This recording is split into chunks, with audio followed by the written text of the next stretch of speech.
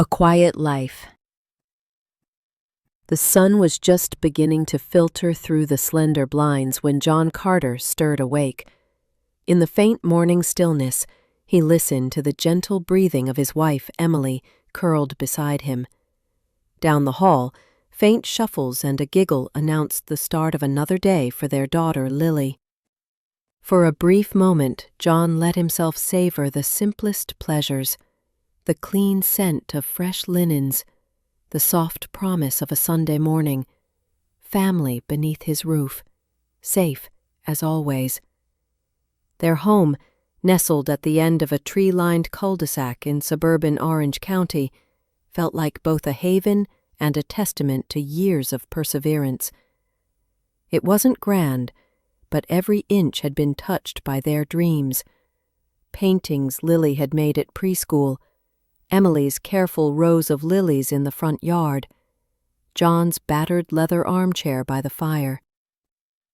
At breakfast, the Carters followed a comforting rhythm, Emily stirring creamer into her coffee, Lily negotiating for extra syrup on her pancakes, the local radio humming news and weather in the background.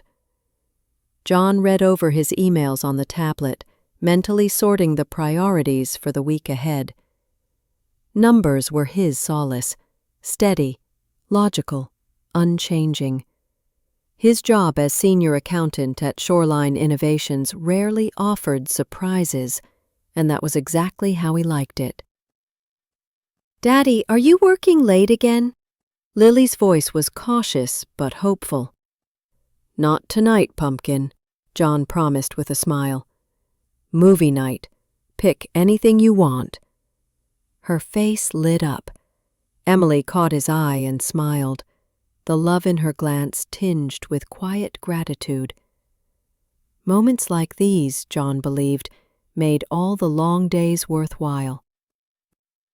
By the time John pulled into the company parking lot an hour later, his mind had already shifted to spreadsheets and tax audits. Shoreline's headquarters rose in neat glass and steel lines above the lot, busy but impersonal. Inside, the offices buzzed with keyboard clatter and the whir of printers. John's corner was orderly, with sticky notes in precise rows and a framed photograph of Emily and Lily on his desk, their arms looped around his neck, balance he cherished so much. For now, John believed in the unspoken promise his life had kept, a promise of safety, of trust, and enduring peace. He had no reason to suspect that everything he loved was about to be put on trial. An unexpected turn. Monday morning cracked open with the sharp metallic clang of John's alarm. The promise of another routine week put him at ease as he kissed Emily goodbye, dropped Lily off at school, and settled into his commute under the cloudless Southern California sky. The world felt orderly and unthreatening. But at Shoreline Innovations, something was different. Almost imperceptible at first, a subtle tension twisting beneath the office's usual bustle. As John stepped from the elevator, it hit him. The quiet hush, the clipped whispers, the nervous flick in the eyes of coworkers he passed. He brushed it off. Maybe the quarterly audit was spooking everyone. He made his way to his desk, set his coffee down, and booted up his computer with practiced motions. The accounting servers were humming as always, thousands of numbers lining up in neat little rows. Along the corridor, Mike's laughter rang out as usual. Yet it carried a brittle edge this morning, and it died out quickly when John met his eyes. Not 5 minutes after logging on, John's phone rang, an internal extension.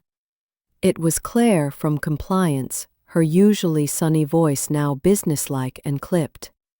"John, can you come up to the 6th floor conference room? There's something we need to discuss. Bring your laptop, please." A strange cold prickling worked its way up John's arms.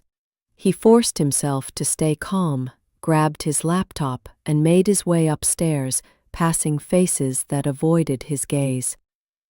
Inside the glass-walled conference room sat Claire, the company's HR director, Ms. Jensen, Mike, his brow furrowed, avoiding eye contact, and a man John knew only as Curtis from corporate security.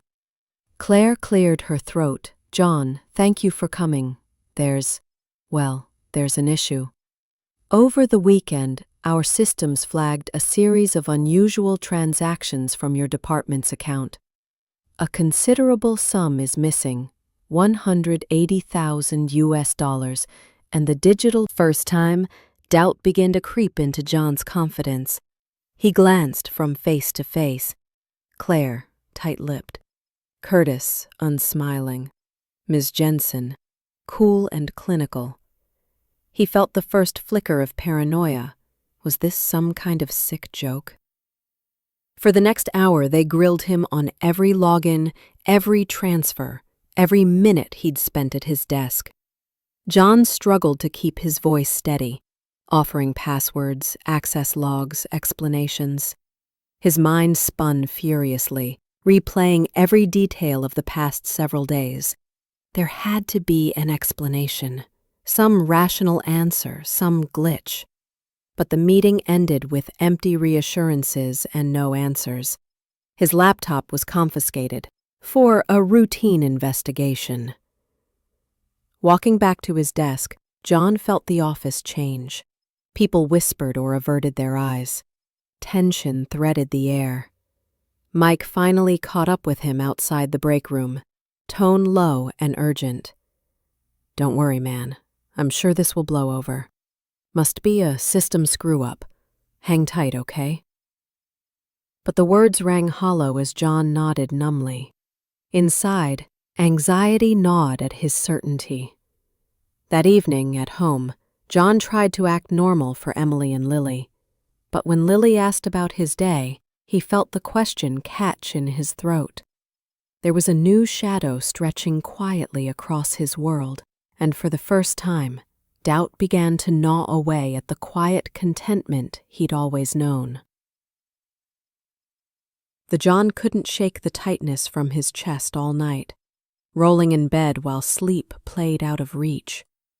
When morning finally arrived, sunlight felt thin and insincere. He forced himself to get up, put on a brave face for Emily and Lily, and drive in. But every mile toward the office felt heavier than the last.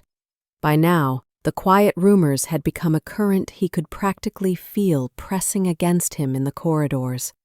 His colleagues avoided his gaze or whispered after he passed. In the break room, where he once exchanged jokes and pleasantries, silence pooled in his wake. Mike caught up with him before lunch. "You okay?" he asked, his voice hushed. "I heard compliance is looking into it pretty hard. You probably want your desk during the relevant periods." The word struck him like a physical blow.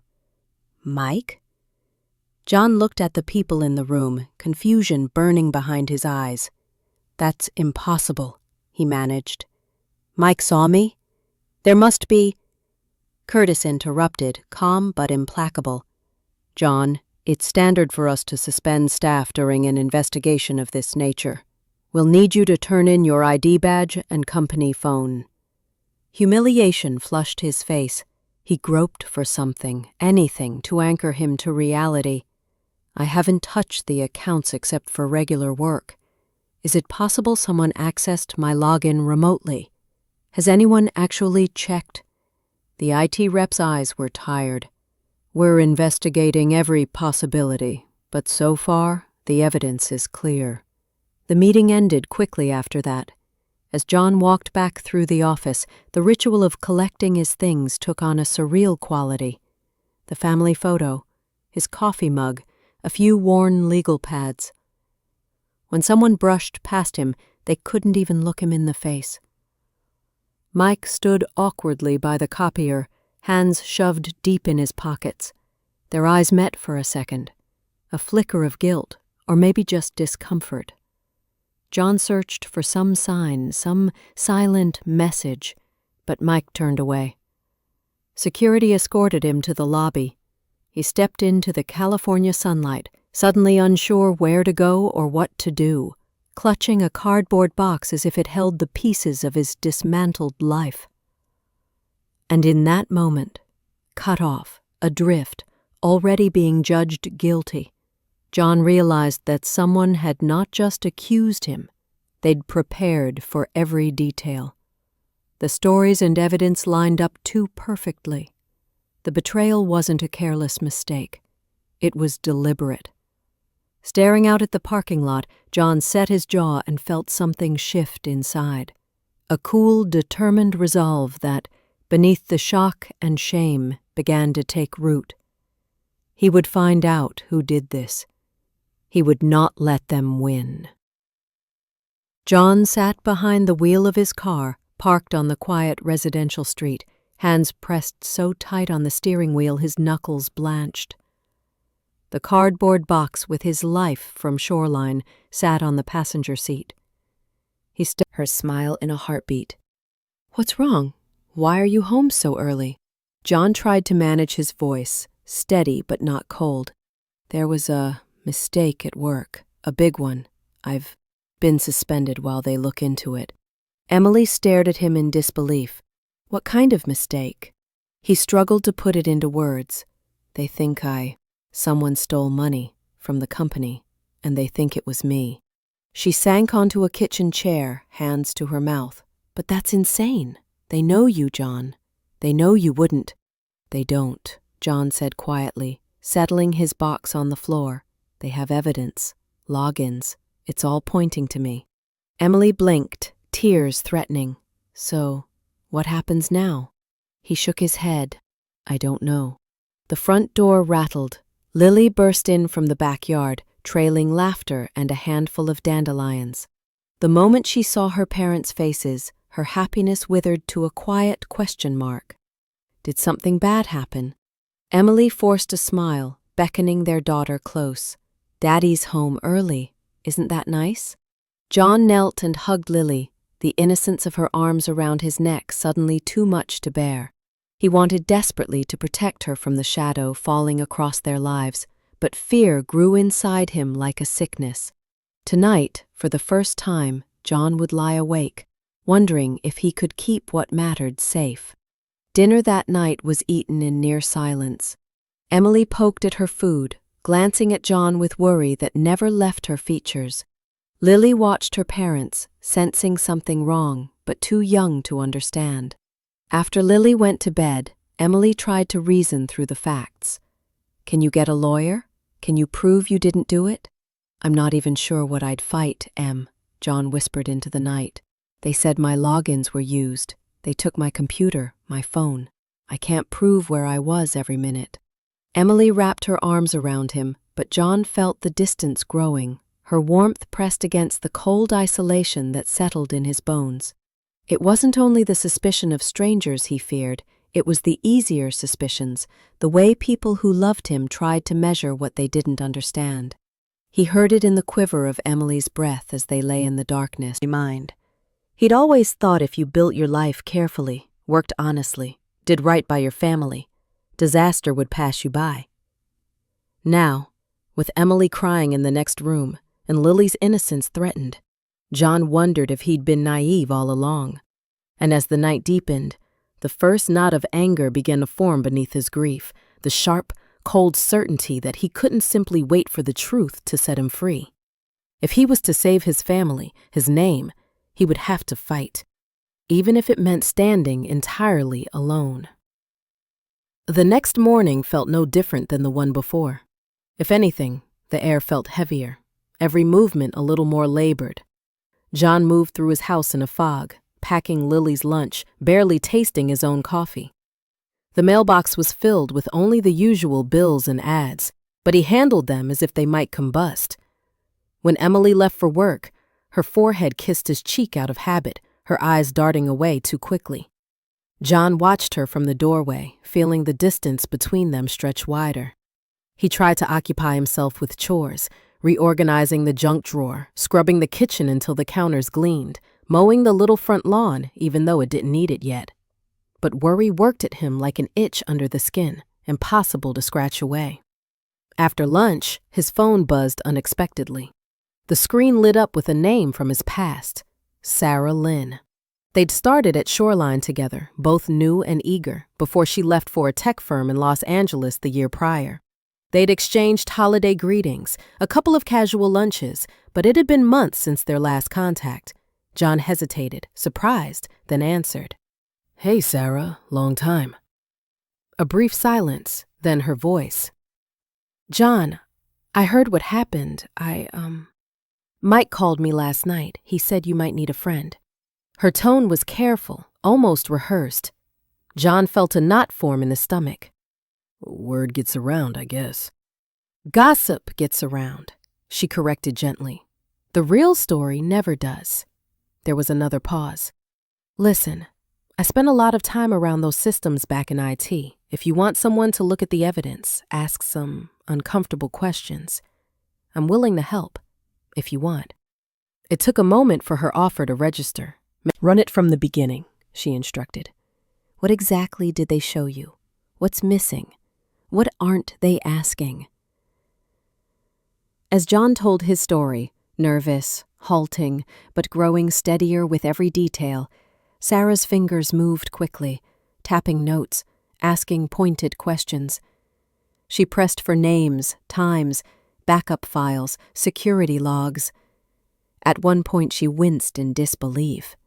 They only checked your access logs, not the IP addresses or device footprints? Half-assed, or intentional. I can't decide which. Her faith in his innocence shored up John in places he hadn't realized were so weak. By the time he finished, she was already sketching out a map on a napkin, tracing arrows and relationships. "Someone wanted you to look guilty," she said matter-of-factly, "and unless they're total idiots, it's someone with pretty deep access. You're not just a scapegoat. They planned this, John." He blinked, the ache in his chest replaced by something unfamiliar, the beginnings of hope. Walking back to his car as dusk gathered, John looked up at the sky and felt, for the first time since disaster struck, a sliver of possibility. Maybe he wasn't alone. Maybe the truth could still be found, buried somewhere beneath all the lies. He called Emily on the drive home. "A friend offered to help me, someone who actually believes I'm innocent." "I'm glad, John." Her voice was soft, almost tearful. But for the first time, she sounded relieved instead of scared. That night, as sleep tugged at him, John clung to the moments of hope Sarah had offered. He would not let suspicion, either within his home or outside it, beat him down. With quiet resolve, he promised himself he would follow her breadcrumbs wherever they led. Sarah made good on her promise to help. The next morning, she and John met again, this time at her small apartment in a tangle of Los Angeles neighborhoods, far enough from Shoreline innovations that no one from his old job would stumble in by accident.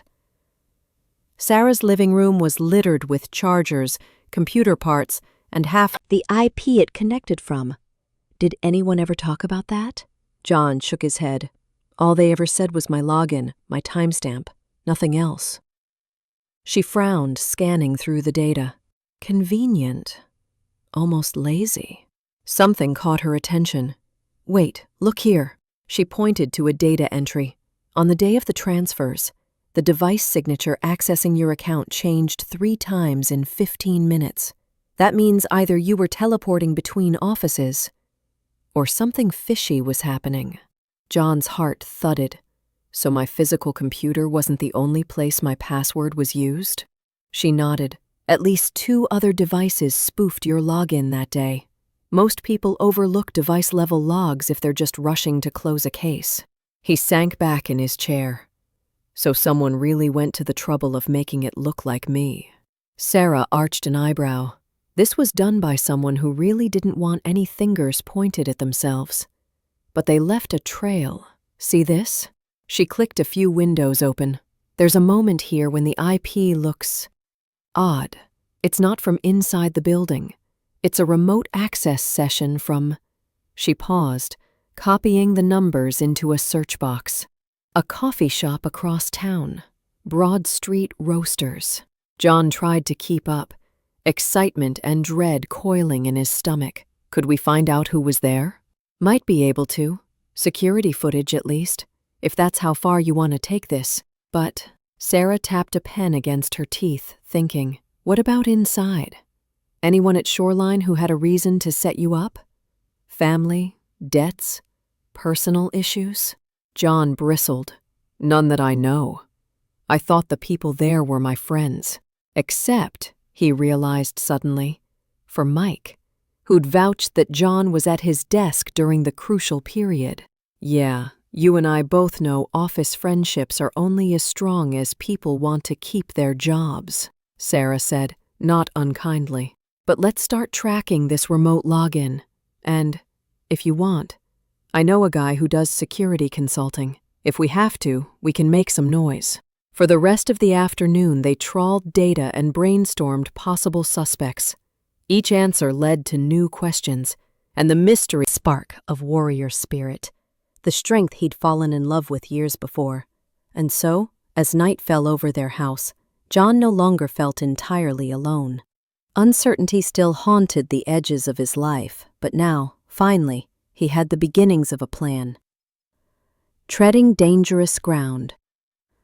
The next day dawned pale and overcast, a gray light leaking through John's window as he woke.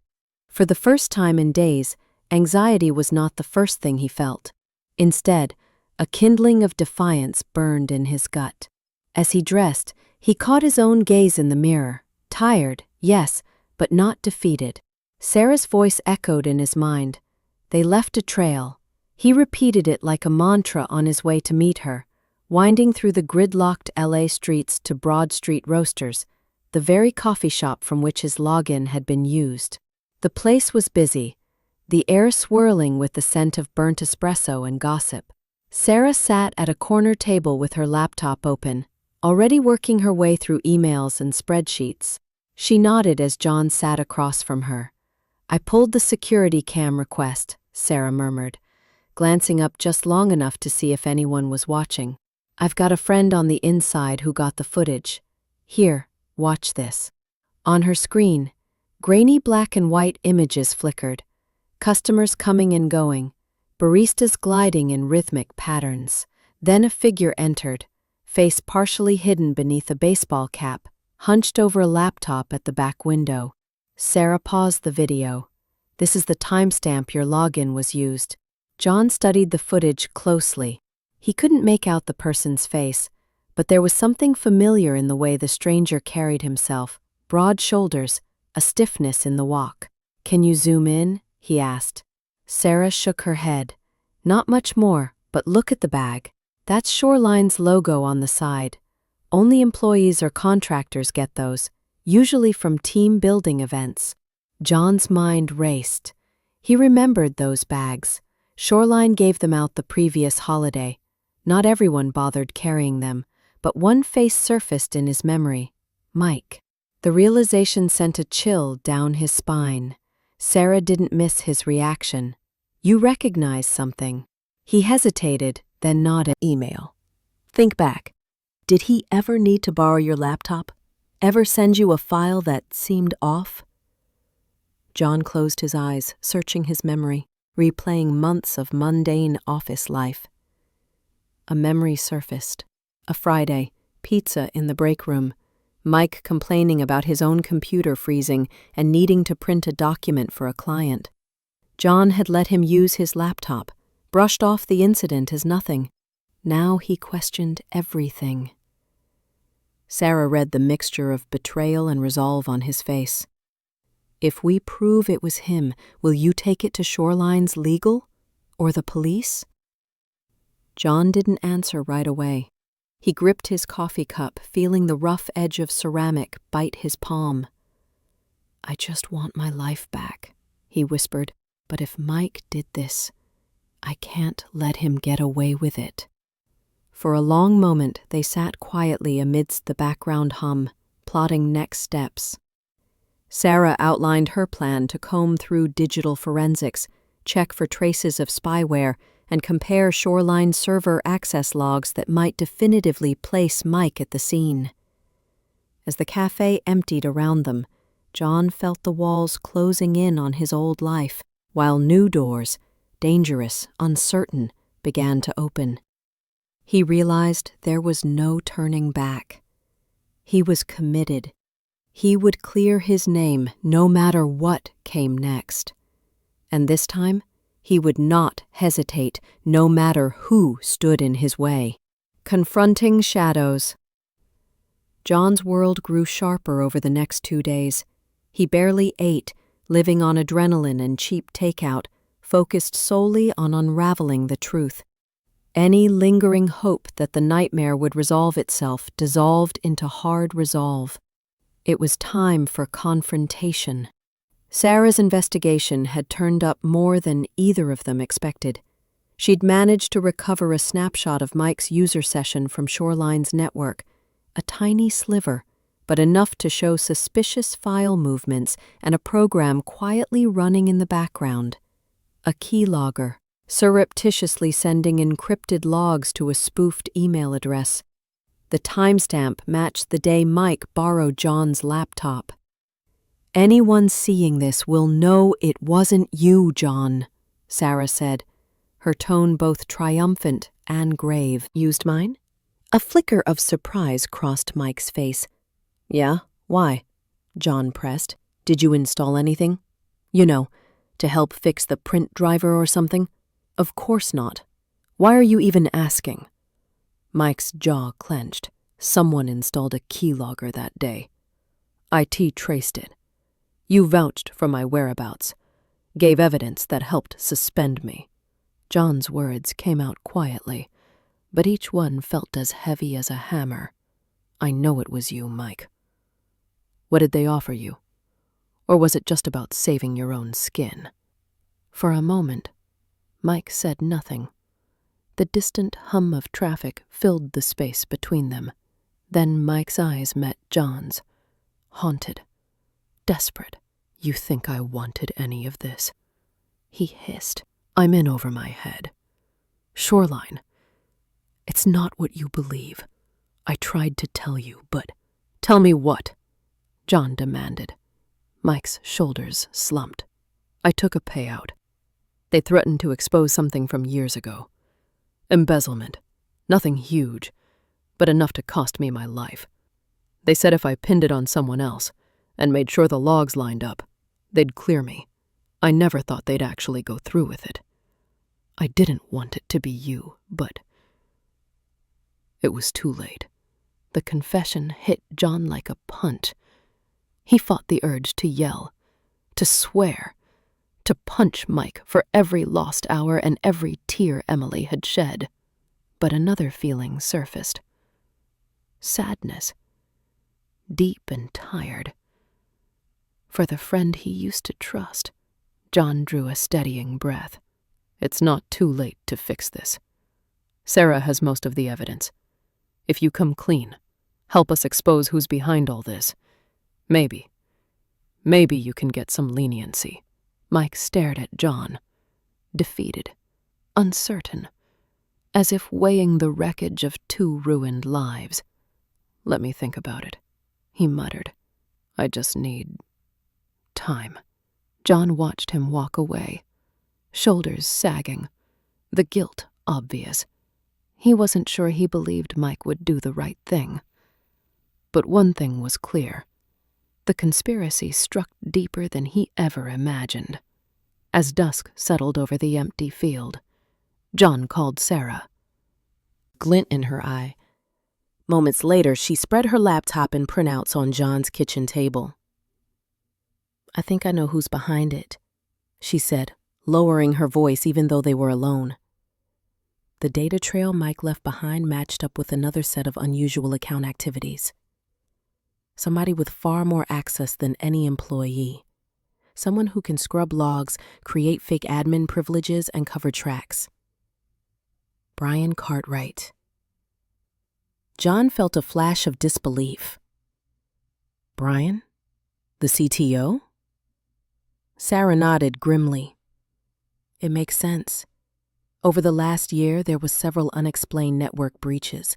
The official story was always outside hackers, just PR. But the signatures on those intrusions line up with internal admin tools only Brian or his most trusted people had access to. She slid a paper forward, circled with red ink.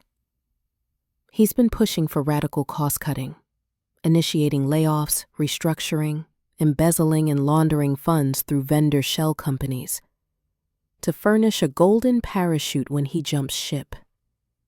The magnitude of the betrayal took John's breath away. Brian Cartwright was always the genius, the man behind Shoreline's best innovations. How could he? Because he thinks he's untouchable. Sarah's eyes blazed. Mike was just a pawn. You were the patsy. Brian orchestrated the rest. They worked feverishly through the day, tracing payments, flagging emails obliquely referencing moving the chess pieces, and uncovering expense reports that tied to fake vendors. With every click, the scale of the conspiracy grew. By late afternoon, Sarah leaned back, exhausted but energized. This is enough for the authorities, but it wouldn't hurt if we had Mike's full confession recorded. That might force his hand and stop Brian from disappearing. John agreed, texting Mike with a desperate, honest plea. This is your last chance to do the right thing. Meet us tonight. The sun had long set when the three of them met behind the shuttered strip mall on Lakewood Avenue. Mike looked worn, his face drawn in the sodium light. For a moment, no one spoke. Sarah broke the silence. Mike, we have recorded. A weight seemed to lift ever so slightly from his shoulders. For the first time in months, John saw something human in his old friend's eyes. After, as John watched Mike disappear into the night with police protection, Sarah took his hand. We did it, she whispered, voice wavering. But Brian is going to fight tooth and nail. You need to be ready. John nodded, feeling the storm not yet past, but for the first time in a long while, he felt the ground under his feet again. The pieces of his life, his marriage, his reputation, his family, might finally have a chance to be put back together. As he drove home through the sleeping city, John felt hope flicker at the edges of exhaustion. The truth was out, and by dawn, justice might finally have a name. John hardly slept that night. Even after Sarah texted to confirm that the DA's office had acted quickly, sending agents to retrieve Brian Cartwright's cache of damning evidence, he tossed in and out of shallow dreams, faces morphing, voices accusing, a gavel striking somewhere endlessly. When the sun finally broke over the city skyline, it found John standing in his kitchen, coffee growing cold in his hands. The phone chimed again. Sarah, this time, her message short but electric. He's in custody. News is about to break. Turn on Channel 7. John's hands shook as he fumbled for the remote. The television flickered to life. There was Brian Cartwright, gray-haired and still impeccably dressed, walking between two stone-faced agents as cameras flashed. The anchor's voice, grave and breathless, detailed the plot. Embezzlement, evidence tampering, conspiracy. John's own name appeared in a scrolling banner. Shoreline employee exonerated, false accusations unraveled. He felt Emily's arm slip gently around his waist. For a moment, she said nothing, just leaned her head against his shoulder. He realized she was crying silent tears, and only then did his own begin to fall. It's over, John, she whispered, her voice ragged with relief. It's really over. That day felt like a blur. Calls poured in, first from the DA's office, then from journalists. Some old friends who distanced themselves reached out with sheepish apologies, even for dinner. The three adults, battle-scarred but still standing, toasted quietly over takeout. "What now?" Emily asked, watching the last light fade from the backyard. Sarah grinned. "Now we heal. And, if you want, John, maybe you help tell this story. People need to know what companies can get away with, and what it takes to stand up to them." He thought about that long after Sarah left, sitting in his study with the faint tap of rain at the window. There had been so much pain, but in its aftermath, a strange gratitude blossomed for truth, for resilience, for family. Before he went to bed, John drafted the first lines of his statement to the press. "My name is John Miller. Yesterday I was just another man whose life had been shattered by a lie. Today I have my name back, my family, and the strength to use my voice. My story could have been anyone's, but I hope it helps ensure it won't happen again." For the first night in many, John finally slept soundly. Dawn would bring new challenges, but now he met them with eyes wide open and a hard-won sense of peace. Rebuilding. 2 weeks had passed since Brian Cartwright's arrest, yet the echoes of the ordeal lingered like the last stubborn notes of a storm. Life was returning to a new version of normal, but John knew some scars ran deep. He was learning, day by day, that healing wasn't a straight line. Emily had noticed it too. She saw it in the way John flinched at the phone's ring, how his eyes darted to the mail when a Shoreline envelope arrived. This time, thankfully, just the last of his cleared HR paperwork. Yet she also saw hope, the way he laughed more with Lily, the ambition returning as he typed late into the night. On a crisp Saturday, John found himself sitting with Emily on their back porch, coffee in hand, watching Lily chase their dog through drifting golden leaves. There was a rare sense of contentment in the air. Emily nudged him gently. "I read your draft article. The ending, where you talk about forgiveness, was beautiful." John smiled, a little embarrassed. "I meant it. I can't keep reliving the hurt. Not if I want to find out who I am after all this." His vision. A consulting firm to teach smaller companies how to protect themselves and their people from the kind of abuse he'd survived. He wanted his pain to become something good. Evenings at home became lighter. When a news channel requested an interview, John hesitated but accepted. He spoke honestly about fear, betrayal, and the courage to ask for help. Emails poured in from strangers with stories of their own, and he answered as many as he could, one message at a time. One chilly evening, Mike, now in a witness protection program but allowed a single call, reached out. The voices were heavy with things left unsaid, but there was an undercurrent of hope. "I'm sorry, John, for everything," Mike said, voice barely audible through encryption and distance. "I know. I want you to get better. Start over. We both get that chance now," John replied. After they hung up, he felt sorrow but not anger, like a wound finally healing over. Winter crept in, but the house was bright with warmth. Emily started painting again. Lily's laughter echoed off the walls as she built cardboard castles, her father always at her side. On New Year's Eve, John stood outside as fireworks bloomed against the night sky. For the first time in what felt like ages, he didn't wonder what tomorrow might take away. Instead, he saw a year ahead filled with possibility, a future built not on fear, but hope. He raised his glass in a quiet toast, whispered to the night, "Here's to second chances." And as the new year dawned, John stepped forward, ready to write his next chapter, one he'd author on his own terms. Ripples. Winter painted the city in silver as January rolled on, the cold winds pressing softly at John's windows.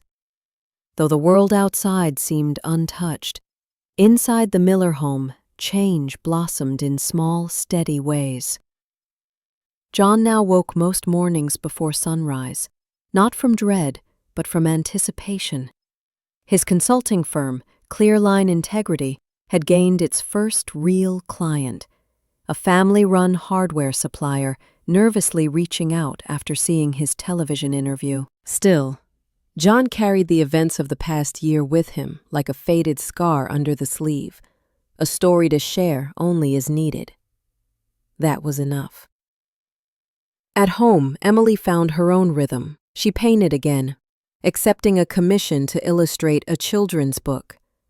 On weekends, the family took long walks, Lily darting ahead to find the next adventure while her parents trailed behind, hand in hand. The silence between them now felt gentle, not fraught with expectation or worry. Occasionally, John would receive updates from Shoreline. A federal investigation was underway, and shockwaves rippled through the industry. New policies sprang up everywhere, mandatory audits, new whistleblower portals.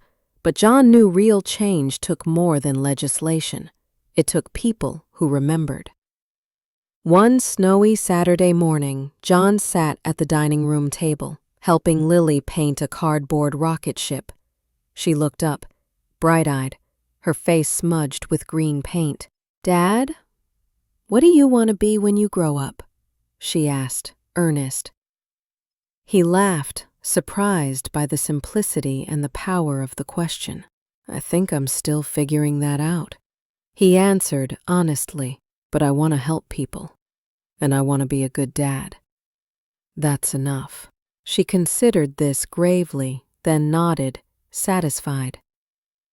That night, after Lily slept, John and Emily shared a quiet glass of wine by the fire. "Does it ever feel finished?" Emily mused, gazing into the dancing flames. John shook his head, but with a small, peaceful smile. "I don't think it will. Not completely. But that's okay. I think the best stories never really end. They just ripple out, making things a little better, a little stronger." She leaned into him, her warmth a silent promise against the gathering night. And as a fresh snow began to fall outside their window, John realized how far they had come. The world, imperfect as it was, kept turning, and now his family faced it together, steadier, braver, quietly changed.